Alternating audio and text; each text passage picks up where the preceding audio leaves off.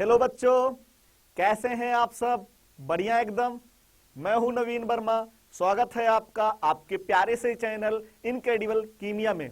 तो बच्चों, आज हम लोग इंडक्टिव इफेक्ट के एप्लीकेशन, जिसमें हम लोग पढ़ेंगे स्टेबिलिटी ऑफ फ्री रेडिकल और उस पे बेस्ड क्वेश्चन भी करेंगे।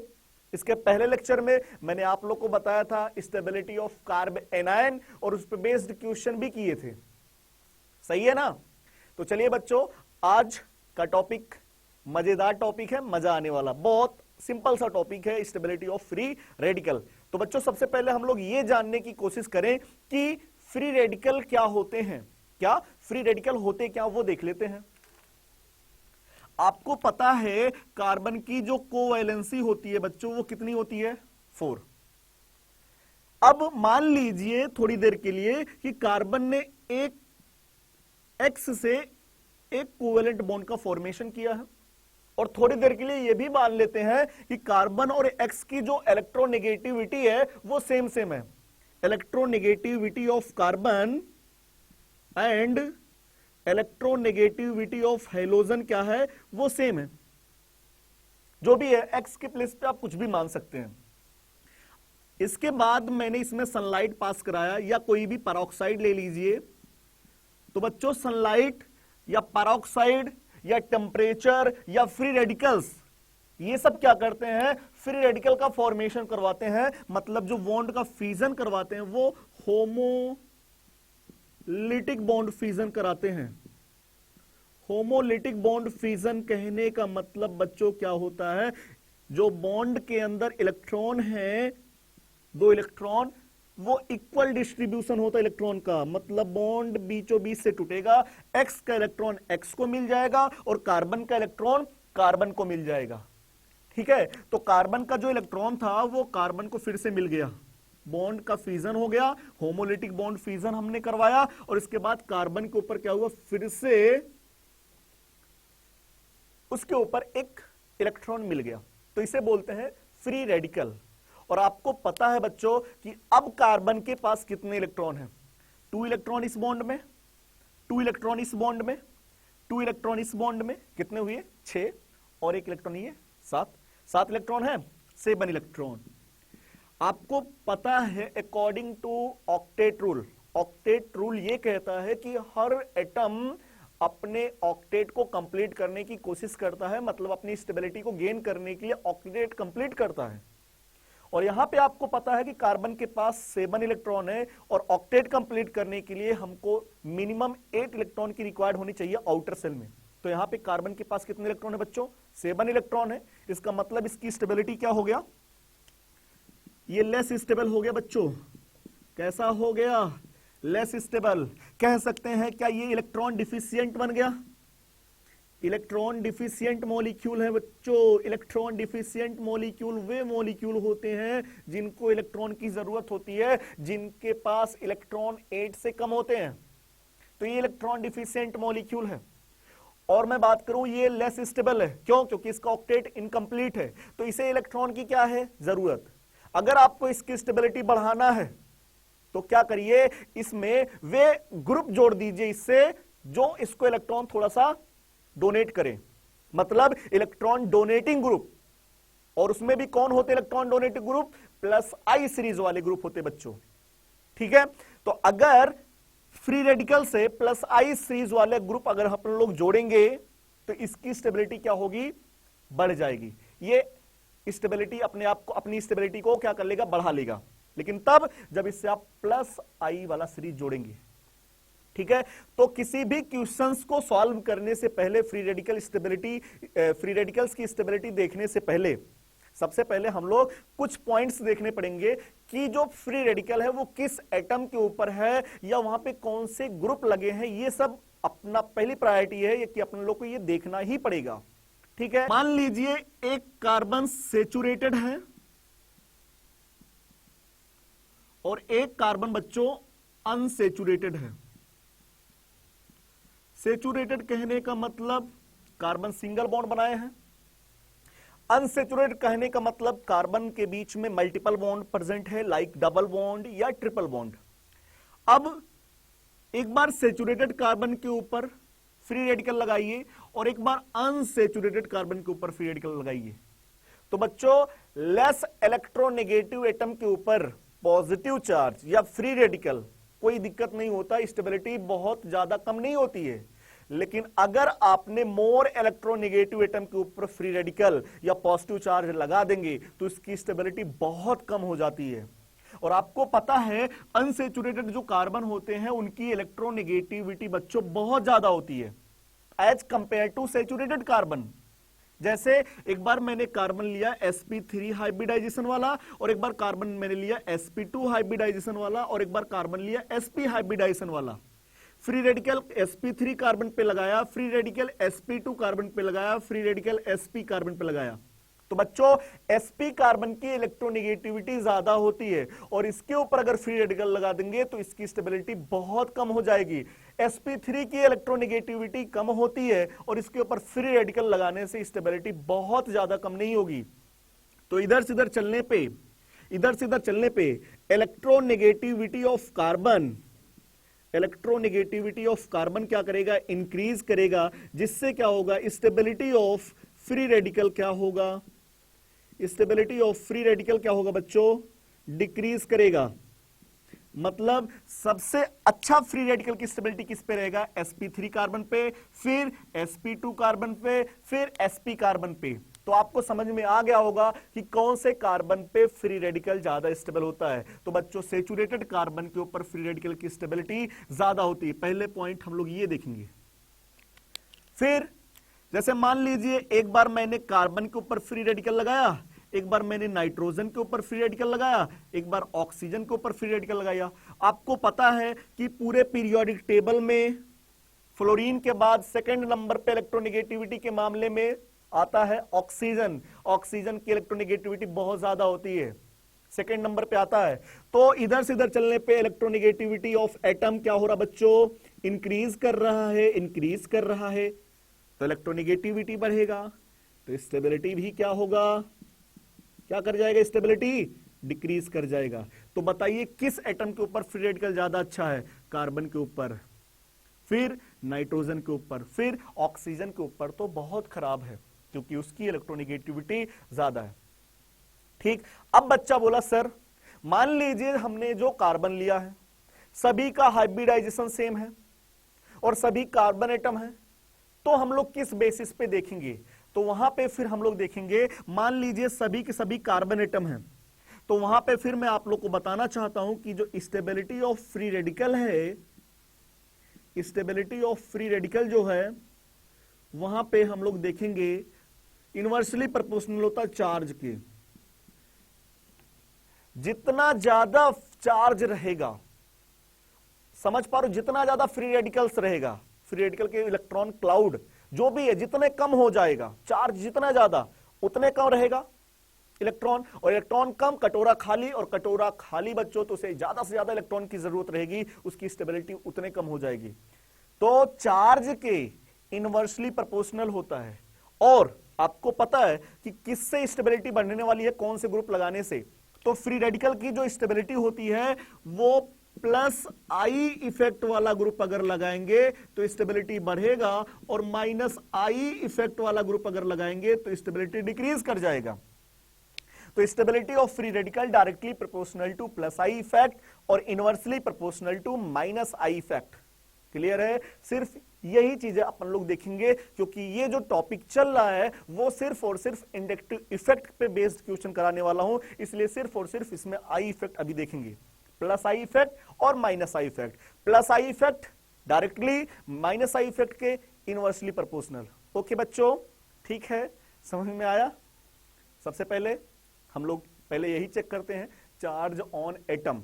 हम लोग प्रायोरिटी ऑर्डर में देखते क्या है, आप लोग को पता होना चाहिए। जो हम लोग प्रायोरिटी देखते हैं बच्चों, प्रायोरिटी ऑर्डर जो देखते हैं, प्रायोरिटी ऑर्डर जो देखते हैं, सबसे पहले हम लोग क्या देखते हैं, चार्ज देखते हैं। क्या देखते हैं, चार्ज। फिर दूसरे नंबर पे हम लोग देखते हैं डिस्टेंस। क्या देखते हैं, डिस्टेंस। तीसरे नंबर पे हम लोग देखते हैं number of group, number of group. फिर फोर्थ नंबर पे अपन लोग देखेंगे, फोर्थ नंबर पे पावर ऑफ ग्रुप। पावर तो सबसे लास्ट में देखते हैं, सबसे पहले अपन लोग चार्ज देखेंगे कि किस एटम के ऊपर चार्ज है, फिर इसके बाद अगर एटम के ऊपर चार्ज सेम है तो जो ग्रुप लगा वो कितने डिस्टेंस पे लगा है। अगर पास लगा है और अच्छी बात है तो अच्छा ही रहेगा। मान लीजिए कार्बन आयन है और कार्बन आयन के लिए माइनस आई इफेक्ट अच्छा होता है, और पास लगा है तो और अच्छी बात है। उसी तरीके से मान लीजिए फ्री रेडिकल है और फ्री रेडिकल के लिए प्लस आई अच्छी बात होता है, और अगर पास में लगा है तो बहुत अच्छा, सोने पे सुहागा है। क्लियर है? तो डिस्टेंस देखेंगे, फिर इसके बाद नंबर ऑफ ग्रुप। मान लीजिए एक पे कमजोर कमजोर वाले, लेस पावर वाले दो दो लोग हैं, लेकिन एक पे ज्यादा पावर वाला सिर्फ एक ही है, तो पावर को पहले पीछे कर दो, पहले नंबर। अगर नंबर ज्यादा है तो उसको आगे करेंगे और पावर वाले को पीछे कर देंगे। अभी क्वेश्चन में हम लोग देख लेंगे। क्लियर है बच्चों? तो चलिए सॉल्व करते हैं क्वेश्चन। फर्स्ट क्वेश्चन,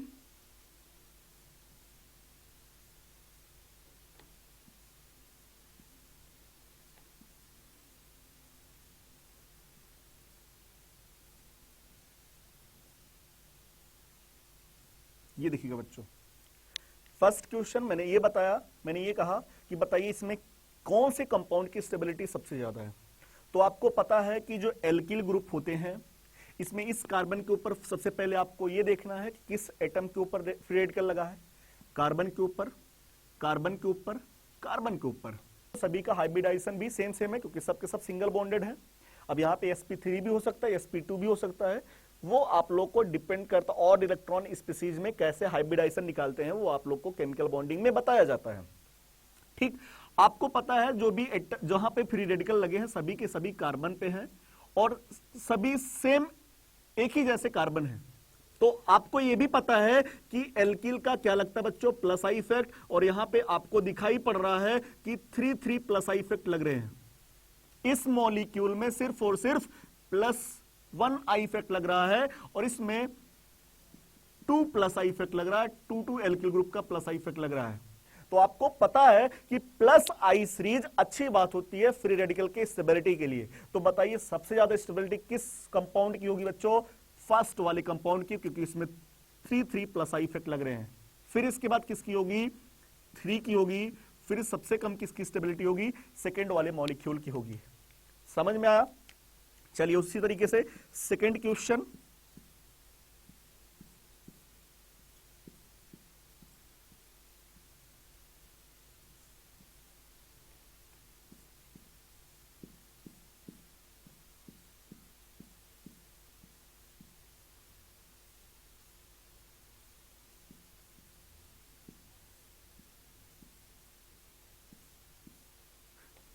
ये देखिए बच्चों, एक बार फ्री रेडिकल मैंने यहां पे लगाया, यहां पे फ्री रेडिकल लगाते जा रहा हूं। एक बार फ्री रेडिकल मैंने यहां पे लगाया, एक बार फ्री रेडिकल मैंने यहां पे लगाया, एक बार फ्री रेडिकल मैंने यहां कहीं पे लगा दिया। ठीक है, तो चलिए एक मॉलिक्यूल, एक क्वेश्चन और है जिसमें 3 मॉलिक्यूल दिए हैं और इसमें आपको फिर से फ्री रेडिकल की स्टेबिलिटी का ऑर्डर लिखना है। तो आपको पता है बच्चों, इसमें सभी के सभी कार्बन एटम के ऊपर फ्री रेडिकल लगे हैं, और सभी कार्बन के सभी कंपाउंड में जो कार्बन है वो एक ही जैसे हैं, क्योंकि सभी कंपाउंड्स के अंदर कार्बन सिंगल बॉन्डेड बनाया हुआ है। ठीक, तो आपको दिखाई पड़ रहा है इसमें कितने प्लस आई इफेक्ट लग रहे हैं? सिर्फ 1। इस मॉलिक्यूल में इधर से प्लस आई इफेक्ट और इधर से प्लस आई इफेक्ट। ठीक है, और इस मॉलिक्यूल में बात करूं तो इधर से प्लस आई इफेक्ट लग रहा है, इधर से प्लस आई इफेक्ट लग रहा है, और इधर से प्लस आई इफेक्ट लग रहा है। कितने प्लस आई इफेक्ट लग रहे हैं बच्चों? 3 प्लस आई इफेक्ट लग रहे हैं इस मॉलिक्यूल में, जबकि इस मॉलिक्यूल में 2 प्लस आई इफेक्ट लग रहा है, और इस मॉलिक्यूल में सिर्फ और सिर्फ 1 प्लस आई इफेक्ट लग रहा है। तो अपन लोग बोल सकते हैं किस मॉलिक्यूल की स्टेबिलिटी ज्यादा होगी? वो है कौन? वो है कौन? सबसे ज्यादा थर्ड की। फिर इसके बाद बच्चों किसका? सेकंड की स्टेबिलिटी होगी, और सबसे कम स्टेबिलिटी होगी फर्स्ट की। कैसे देखा हमने? प्लस आई इफेक्ट के बेसिस पे कर लिया। ठीक है, चलिए अब मैं चार्ज पे अलग अलग एटम के ऊपर फ्री रेडिकल लगा रहा हूं, तो उस पे देखिएगा कैसे क्वेश्चंस करते हैं। ये थर्ड क्वेश्चन है। फोर्थ क्वेश्चन देख लेते बच्चों।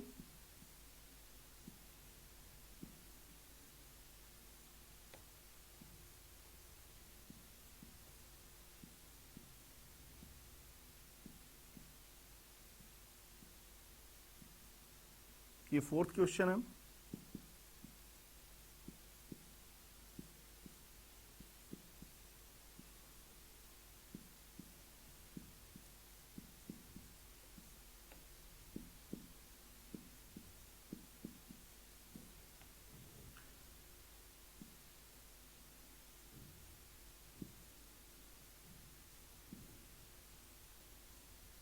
देखिएगा, ये फिफ्थ क्वेश्चन है। एक बार फ्री रेडिकल मैंने यहां लगाया, एक बार फ्री रेडिकल मैंने यहां लगाया, एक बार फ्री रेडिकल यहां लगाया, एक बार फ्री रेडिकल यहां लगाया। बच्चों ये आपके सामने 3 क्वेश्चन आपके सामने फिर से लिखा मैंने, question number 3, question number 4, question number 5। इसी में आपके फ्री रेडिकल के जनरली कॉन्सेप्ट क्लियर हो जाएंगे। ठीक है, चलिए आपको देखिए, सबसे पहले इसमें जिस कार्बन के ऊपर, इसमें सिंगल बॉन्डेड कार्बन के ऊपर फ्री रेडिकल है, इसमें डबल बॉन्डेड कार्बन के ऊपर फ्री रेडिकल है, और इसमें ट्रिपल बॉन्डेड कार्बन के ऊपर फ्री रेडिकल है। और आपको पता है कि जो ट्रिपल बॉन्डेड कार्बन होता है उसकी इलेक्ट्रोनेगेटिविटी सबसे ज्यादा होता है। कितना होता है? 3.25, क्योंकि उसकी हाइब्रिडाइजेशन sp होती है। तो अगर मैं बात करूं, यहां पे sp हाइब्रिडाइज्ड कार्बन के ऊपर फ्री रेडिकल है, यहां पे sp2 हाइब्रिडाइज्ड कार्बन के ऊपर फ्री रेडिकल है, और यहां पे sp3 हाइब्रिडाइज्ड कार्बन के ऊपर फ्री रेडिकल है। और मुझे लगता है जो सबसे ज्यादा स्टेबिलिटी होगा वो किसका होगा? फर्स्ट का होगा, क्योंकि इसकी इलेक्ट्रोनेगेटिविटी कम है। तो आपको पता है इस कंपाउंड के अंदर इधर से इधर चलने पे बच्चों क्या हो रहा है? इलेक्ट्रोनेगेटिविटी ऑफ कार्बन एटम क्या हो रहा है? इंक्रीज कर रहा है, और जिसकी वजह से स्टेबिलिटी क्या हो जाएगा? डिक्रीज कर जाएगा।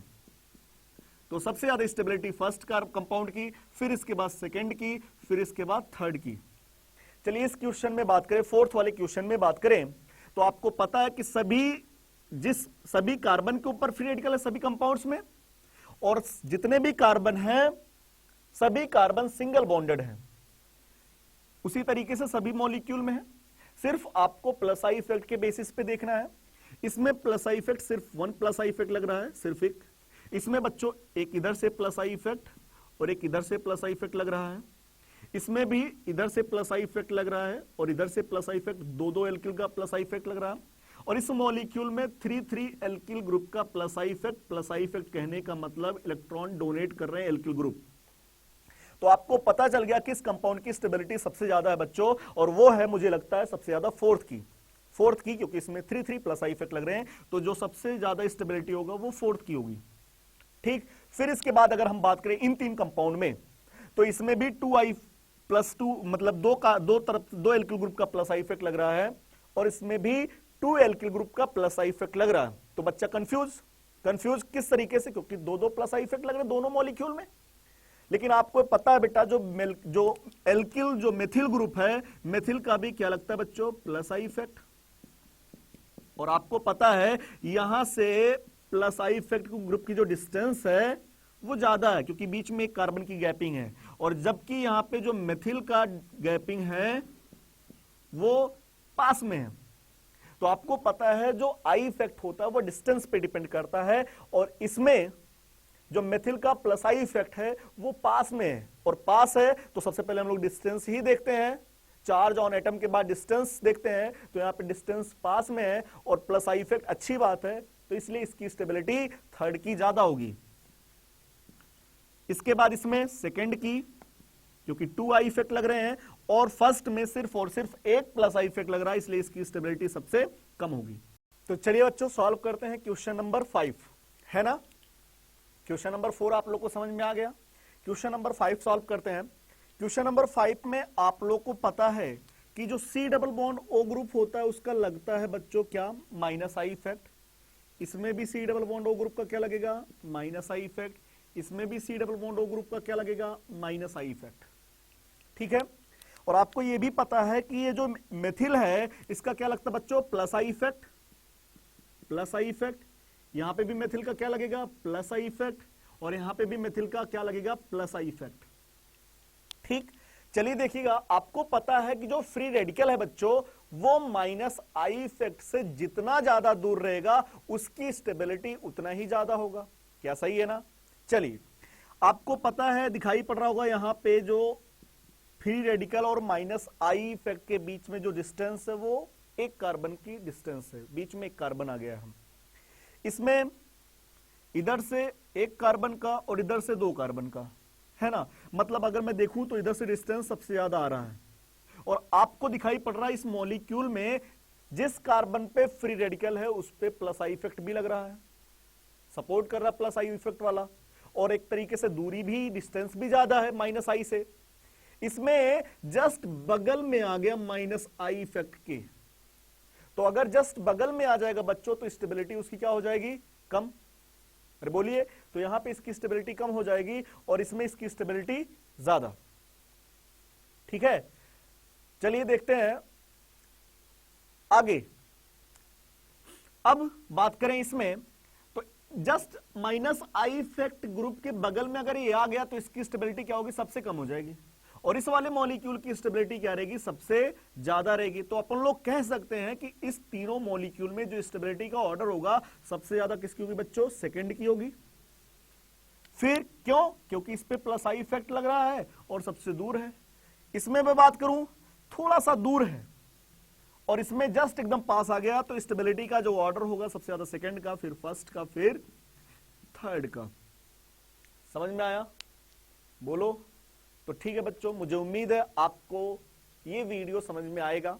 आप जब इसको पढ़ेंगे तो आपको अच्छा भी लगेगा, आपके सारे कॉन्सेप्ट क्लियर हो जाएंगे, है ना। अगर वीडियो बच्चों आपको अच्छा लगे तो आप चैनल को, जो आपका प्यारा सा चैनल है, उसे लाइक कीजिए, शेयर कीजिए, सब्सक्राइब कीजिए।